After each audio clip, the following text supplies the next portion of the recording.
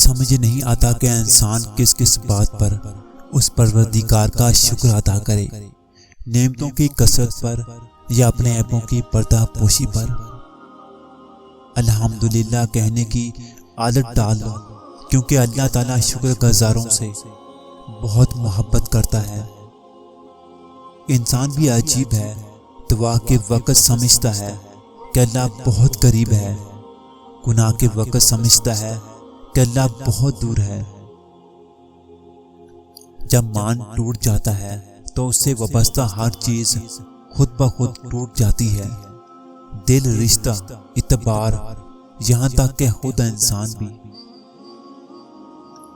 किसी के बुरे वक्त पर कभी मत हंसना, क्योंकि वक्त चेहरा याद रखता है।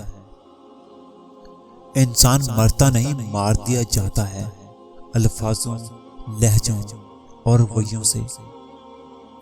जब इंसान अपनी वक्त खो दे तो उसके लिए बेहतरीन पनाह खामोशी है।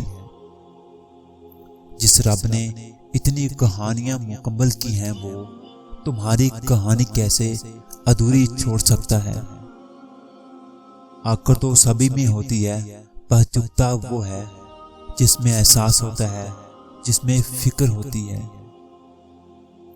कामयाबियों की राहों में जिसका तज़किरा जरूरी है, वो माँ है जिसके बगैर जिंदगी अधूरी है।